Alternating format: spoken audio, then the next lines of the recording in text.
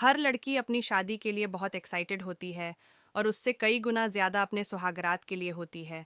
इस रात के लिए बहुत सारे सपने सजाए रहती हैं। कुछ ऐसा ही मेरे साथ हुआ। मेरी शादी हुए आज 3 दिन हो गए थे, मगर मेरा पति मेरे कमरे में सोने की बजाय मेरी ननंद के कमरे में सोता था। मैं पूछती तो कहता कि मेरी बहन को एक बीमारी है, रात होते ही उसको दौरे पड़ते हैं और वह अपनी जान लेने की कोशिश करती है। एक रात अचानक मैं अपनी ननद के कमरे में गई तो मेरे पैरों तले से ज़मीन निकल गई, क्योंकि वह तो मेरी ननद, आज मेरी शादी थी और हर लड़की की तरह मेरे दिल में भी हज़ारों अरमान थे। और मैं बस यही चाहती थी कि मेरा पति बहुत प्यार और मोहब्बत करने वाला हो, इज्जत करने वाला हो। पार्लर में जब मैं दुल्हन बनकर तैयार हुई थी और खुद को शीशे में देखा तो खुद को पहचान नहीं पाई थी। दिल से बेसाख्ता दुआ निकली थी कि काश मेरा पति मुझे पसंद करे और मुझे पूरी जिंदगी इज्जत, सम्मान और मोहब्बत के साथ रखे।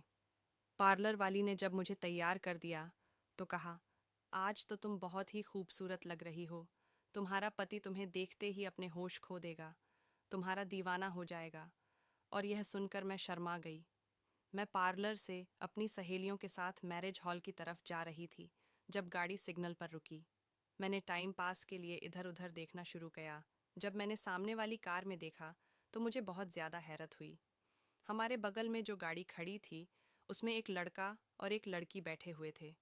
हैरानी वाली बात यह नहीं थी कि लड़का लड़की बैठे थे, बल्कि यह थी कि वह लड़की मेरी ननद थी। मेरी ननद को तो इस वक्त मैरिज हॉल में होना चाहिए था, क्योंकि मुझे मेरी माँ ने फ़ोन करके बताया था कि बारात आ चुकी है, तो यह इस वक्त इस लड़के के साथ यहाँ क्या कर रही है। और फिर यह लड़का कौन है? मेरी ननंद ने उस वक्त जीन्स टी शर्ट पहन रखी थी और जिस तरह आराम से बैठी थी, जिससे साफ पता लग रहा था कि मेरी ननद को शादी में आने का कोई इरादा नहीं है। मैं हैरत से आंखें फाड़े उस गाड़ी की तरफ देख रही थी। तभी अचानक सिग्नल खुला। मुझे लगा शायद उसने भी मुझे देख लिया है, क्योंकि अब वह गाड़ी दूसरी तरफ मुड़ गई थी। मैं बहुत परेशान हो गई थी। इसी तरह खुद से उलझती हुई मैरिज हॉल पहुंची। बारात आ चुकी थी, पूरा मैरिज हॉल भरा हुआ था। शादी की रस्में शुरू हो चुकी थीं। सारा वक्त मैं अपनी ननद को तलाश करती रही थी, मगर वह मुझे कहीं नज़र नहीं आई थी। इसका मतलब तो यही था कि मेरी नज़रों का वह धोखा नहीं था। मैंने सच में ही उसे देखा था। जब मेरी शादी हो गई तो मैंने अपने पति से कहा, अपनी बहन को तो बुलाइए। मुझे मुबारकबाद भी नहीं दी उसने। मेरा पति कहने लगा, अच्छा मैं उसे तलाश करके लाता हूँ, यहीं कहीं मेहमानों में बैठी होगी। मुझे पूरा विश्वास था कि वह नहीं मिलेगी, मगर मेरी तो हैरत की हद न रही। जब पति के साथ उसे आते देखा, उस वक्त वह कोई और लड़की लग रही थी। सुंदर सा लहंगा पहने, हाथों में मैचिंग चूड़ियाँ और फुल मेकअप। ऐसा लग रहा था कि उस गाड़ी में यह थी या कोई और, लेकिन मेरे दिल में शक तो था। लेकिन यह सही वक़्त नहीं था कि मैं अपनी तरफ से अपनी ननद से सवाल जवाब करती, इसलिए मुस्कुराकर उससे मिलने लगे। लेकिन शक मेरे दिल में बैठ चुका था। जब विदाई होने लगी तो मेरी ननंद कहने लगी, भाई आप भाभी के साथ एक गाड़ी में चले जाएं, मैं दूसरी कार में आ जाती हूँ। इससे पहले मेरी ननंद दूसरी गाड़ी की तरफ बढ़ती, मेरे पति ने जल्दी से उसका हाथ पकड़कर उसी गाड़ी में बिठा दिया और कहने लगा, तुम जानती हो ना, 2 मिनट भी मेरी नज़रों से तुम दूर नहीं हो सकती। अगर तुम मुझसे दूर हो जाती हो तो मुझे तुम्हारी चिंता होने लगती है। मेरी ननद मुस्कुराते हुए गाड़ी के अंदर बैठ गई। मैं उन बहन भाइयों की आंखों ही आंखों में होने वाली बातों को समझने की कोशिश कर रही थी कि आखिर उन दोनों के बीच क्या चल रहा है, मगर मैं अपनी कोशिश में नाकाम रही। गाड़ी घर के आगे रुकी। मेरी ननंद ही मुझे कमरे में छोड़ने आई।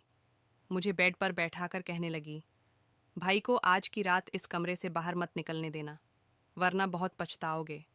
उसके अजीबो गरीब बात पर मैं दंग रह गई, लेकिन कुछ बोल न सकी, बस चुप रह गई और सोचने लगी, इसका दिमाग खराब है भला। शादी की पहली रात कोई पति अपनी पत्नी को छोड़कर कहाँ जाएगा। वह मुझे अजीब से अंदाज में देखते हुए चली गई। थोड़ी देर में मेरा पति अंदर आ गया। वह बहुत जल्दी में था। उसने कमरे में आते ही अलमारी से एक डिब्बी निकाली और मुझे देकर कहने लगा, इसमें तुम्हारी मुंह दिखाई का गिफ्ट है, मैं अभी जा रहा हूँ, सुबह बात करते हैं। वह बात ख़त्म करके जा चुका था और मैं सदमे की हालत में बैठी रह गई। यह सब आनन फानन में हुआ था और मुझे कुछ कहने का मौका भी नहीं मिला था। मुझे अचानक ही अपनी ननद की बातें याद आई। उसने कहा था कि अपने पति को अपने पास रखना, कहीं बाहर मत जाने देना। उसका मतलब तो यही था कि उसे मालूम था कि आज की रात भी मेरा पति बाहर जाने वाला है, वह मेरे साथ रात नहीं बिताने वाला। यह सब सवाल मेरे दिमाग में आते चले गए और यह सब सवाल मेरे दिमाग में शक भी पैदा कर रहे थे। मेरे साथ कुछ गलत तो नहीं होने वाला। मैं इस परिवार को अभी ठीक से जानती तक भी नहीं थी। ननद से भी बस 2-4 मुलाकात ही हुई थी और मैं उसको अभी तक समझ नहीं पाई थी। दूसरी तरफ अनिकेत था, उसे तो मेरे पास बैठना चाहिए था। आज तो हमारी सुहागरात थी, मुझसे प्यार मोहब्बत की बातें करता, जबकि वह तो मुझे छोड़कर ना जाने कहाँ जा चुका था। यह शादी रिश्ते कराने वाली मेरी एक मौसी ने कराई थी। मेरी माँ चाहती थी कि मेरी शादी किसी ऐसी जगह पर हो जहाँ ससुराल वालों का झंझट ना हो। जानने वाले में तो मेरे जोड़ का रिश्ता नहीं था और आसपास से जो लोग रिश्ते के सिलसिले में आते थे उन्हें मेरी माँ खुद मना कर देती थी। कहती मैं अपनी बेटी की शादी ऐसे ख़ानदान में करूँगी जहाँ लड़का अकेला हो, ताकि मेरी बेटी राज करे। मेरी माँ ने खुद 20 साल तक जॉइंट फैमिली में गुजारे थे और वहाँ रोज़ लड़ाइयाँ ही होती थीं। मेरी दादी और मेरी ताई चाची ने मेरी माँ का जीना दूभर कर रखा था।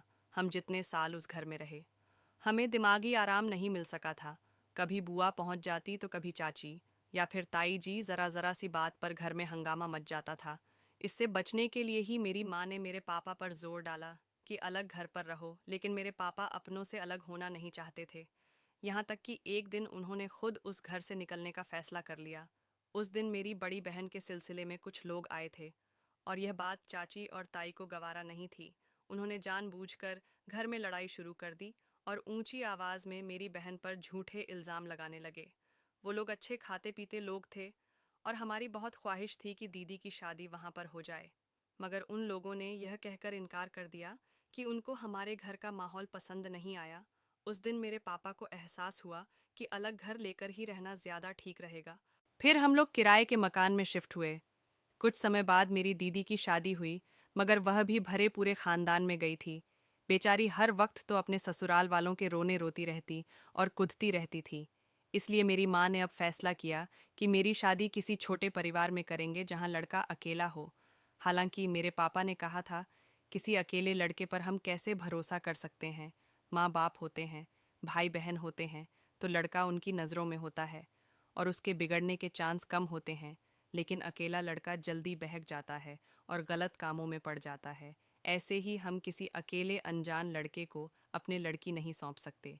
लेकिन मेरी माँ ने जो सोच लिया था, वह सोच लिया था, वह पूरा करना चाहती थी। बहुत मुश्किल से यह रिश्ता मिला था।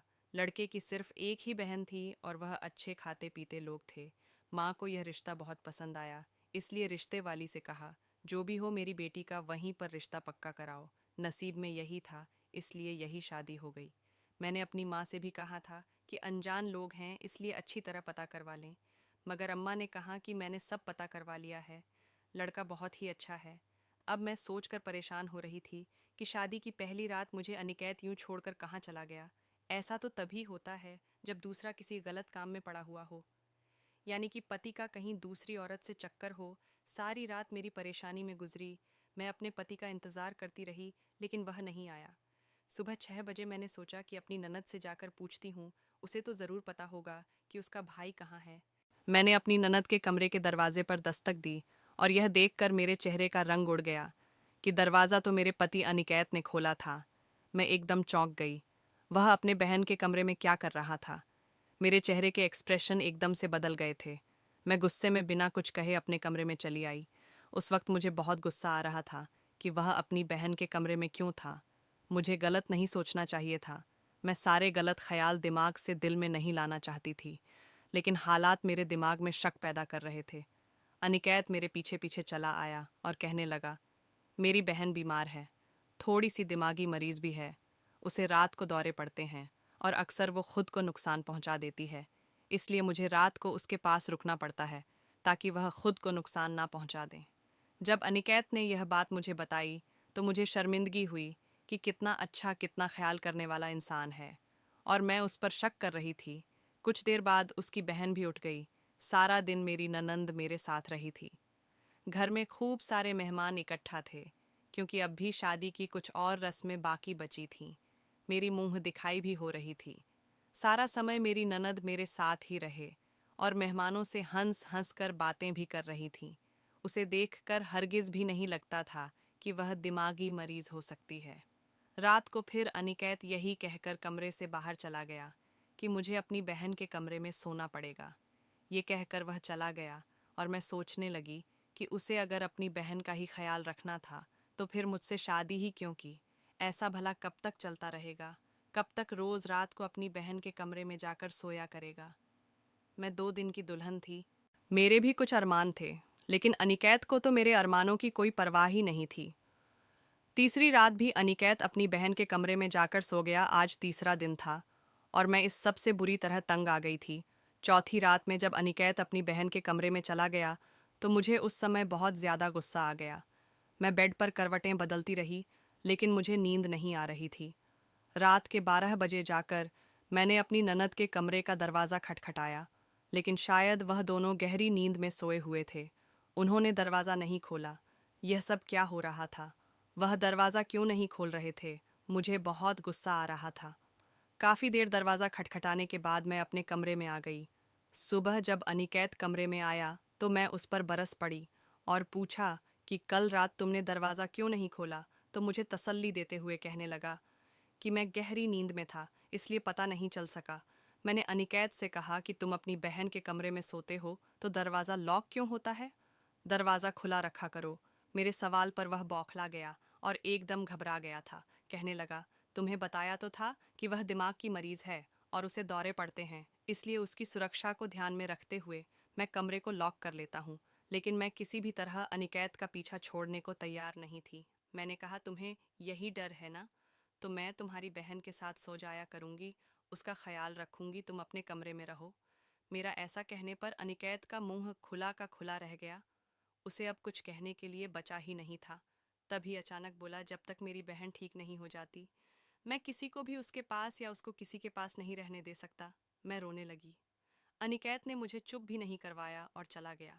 थोड़ी देर बाद मेरी ननंद मेरे कमरे में आई और मुझे चुप करवाने लगी और कहने लगी, मैंने तो रात भाई को बोला था कि भाभी दरवाजे पर दस्तक दे रही हैं, दरवाज़ा खोल दे, मगर भाई ने ही मना कर दिया।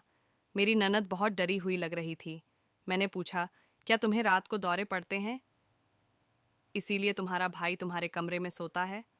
मेरी बात सुनकर उसके चेहरे पर हैरानी के रंग दिखने लगे थे।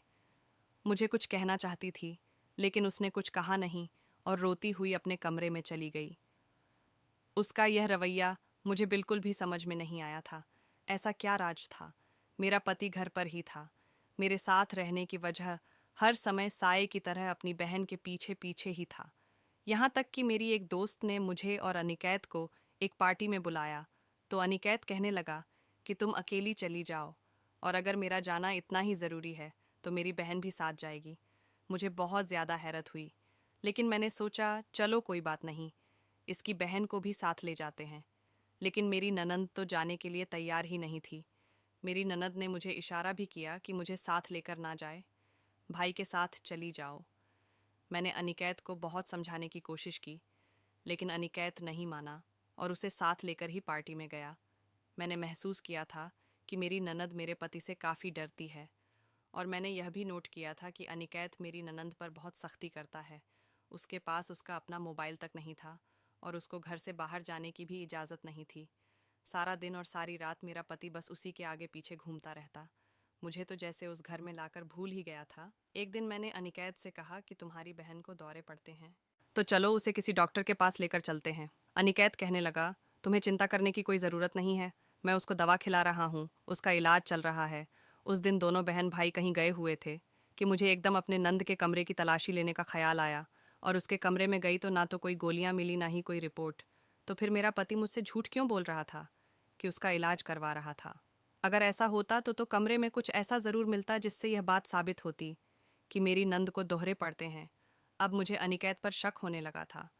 डॉक्टर के पास ले जाने वाली बात भी अनिकेत ने नहीं मानी थी। मैं सोचने लगी, अब मुझे क्या करना चाहिए। मैंने उसके कमरे की चाबी छुपा ली और कमरे में आ गई। वह दोनों शाम को वापस आए। मेरे पति ने आते ही मुझसे कहा, अब तुम्हारी परेशानी बहुत जल्दी ख़त्म होने वाली है, बस कुछ ही दिनों की बात है। मेरी ननद के चेहरे को देखकर ऐसा लग रहा था जैसे वो रोती रही है। रात को फिर अनिकेत अपनी बहन के कमरे में चला गया, लेकिन मैंने सोच लिया था कि मैं सारी सच्चाई जानकर रहूंगी। आखिर मेरे पति और मेरी ननंद बंद कमरे में अकेले करते क्या है? चाबी तो मैंने छुपा ही ली थी। मैंने जल्दी से चाबी निकाली। रात का 2 बज रहा था। मैं जल्दी से कमरे का लॉक खोलकर अंदर चली आई। सामने का मंजर देखकर मेरी ऊपर की सांस ऊपर और नीचे की नीचे रह गई। मैंने देखा कि मेरे पति ने मेरी नंद को रस्सियों से बांध रखा है और उसका सर अपने कंधे पर लेकर सो रहा है। मेरी ननंद शायद जाग रही थी। मुझे देखकर इशारा करके बाहर जाने को कहा। मैं उसे देखकर दंग रह गई थी।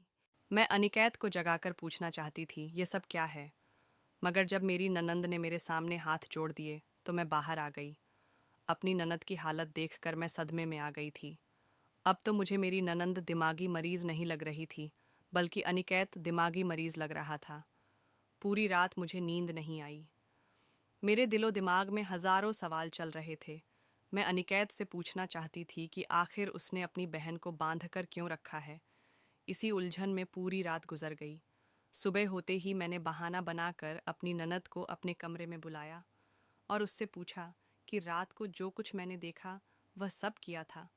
तो मेरी ननंद मेरी बात सुनकर रोने लगी और कहने लगी, जब से मम्मी और पापा इस दुनिया से गए हैं मेरे भाई का रवैया मुझसे बदल गया है।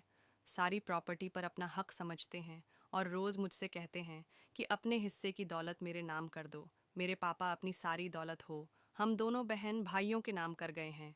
मैं मना करती हूँ तो मुझे मारते हैं और मुझे परेशान करते हैं। रात को भी मुझे रस्सियाँ से बांध देते हैं। वह मुझे हर पल तकलीफ देते हैं, जिससे कि मैं डर जाऊं और अपने हिस्से की प्रॉपर्टी उनके नाम पर दूं। मगर मैं ऐसा हरगिज़ नहीं करूंगी।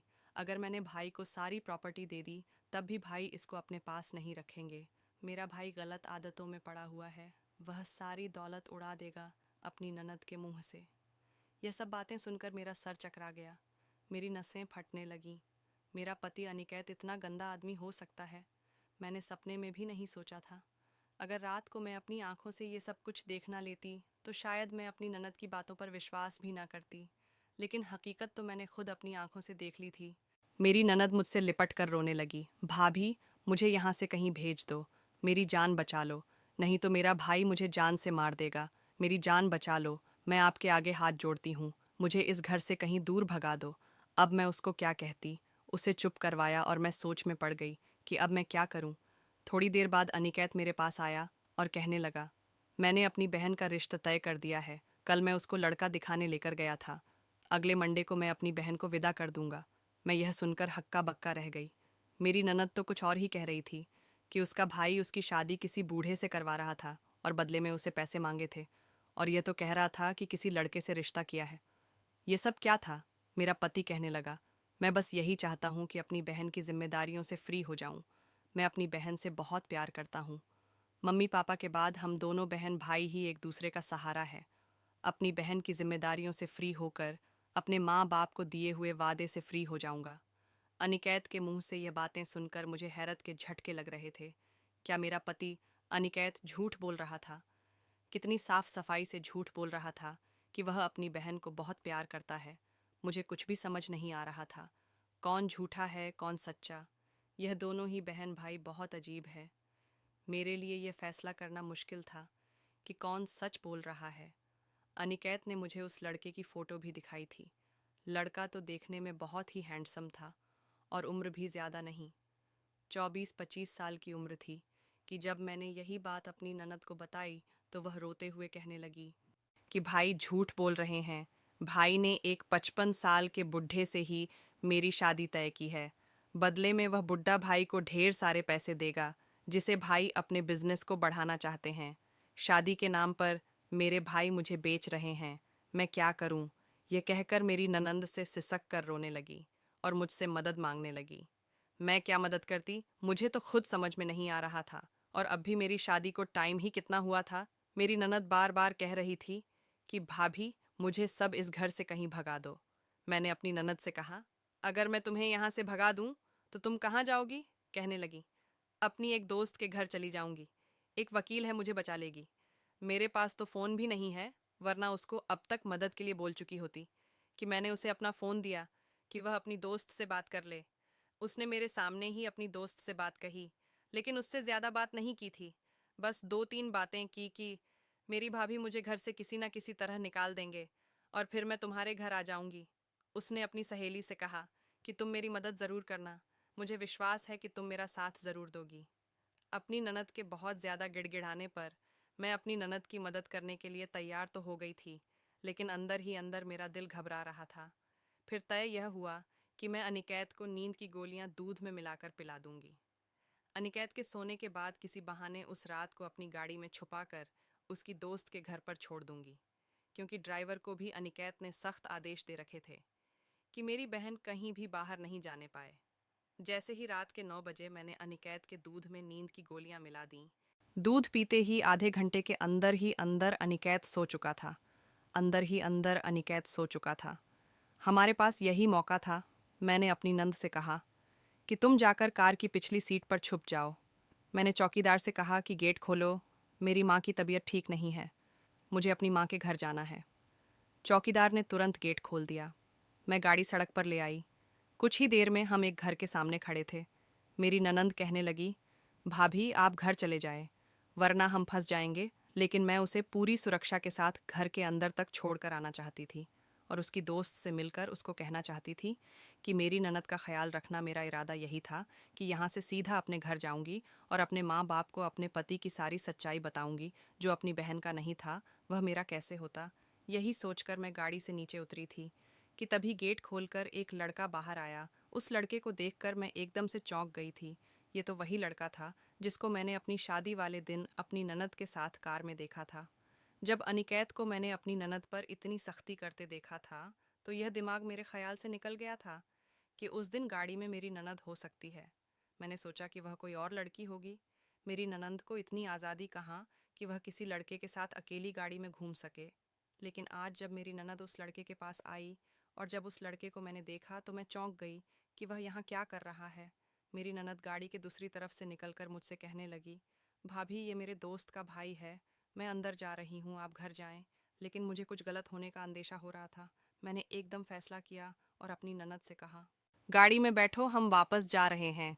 लेकिन मेरे सिर पर आसमान गिर पड़ा जब मेरी ननंद ने मेरा हाथ जोर से झटका और भागकर उस लड़के के पास जाकर खड़ी हो गई और कहने लगी, सॉरी भाभी, मगर अब मैं वापस नहीं जा सकती। मैं इस लड़के को पसंद करती हूँ और उसी की खातिर झूठ बोलकर आपको यहाँ लाई हूँ। अभी शायद मेरी ननंद कुछ और भी कहती, लेकिन उस लड़के ने मेरी ननंद को अपने पीछे किया और मेरी तरफ आते शैतानी हंसी हंसकर बोला, मगर मुझे तो तुम्हारी भाभी पसंद आ गई है, एक के साथ एक फ्री। मैं उस लड़के की बातें सुनकर घबरा गई। मेरी ननद भी एकदम चौंकी थी।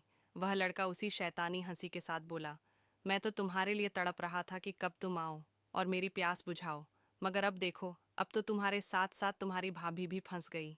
इतनी देर में मैं गाड़ी से नीचे उतर आई थी और अपनी ननद का हाथ पकड़कर उसे गाड़ी में बिठाने लगी थी कि तभी उस लड़के ने मेरा हाथ पकड़ लिया और मुझे घर के अंदर खींचने लगा। मेरी ननद ने गुस्से में आकर उसके मुंह पर एक थप्पड़ मार दिया और कहा, धोखेबाज, तुमने मुझे धोखा दिया।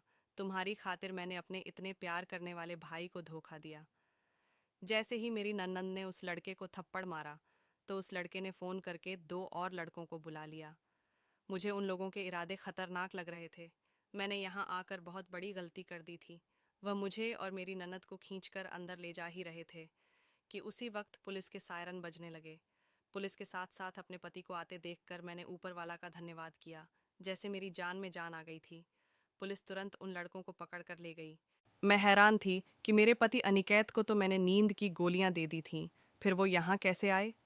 अनिकेत कहने लगा, मेरी बहन की महीनों पहले इस लड़के से मुलाकात हुई थी और वह इसके प्यार के जाल में फंस गई।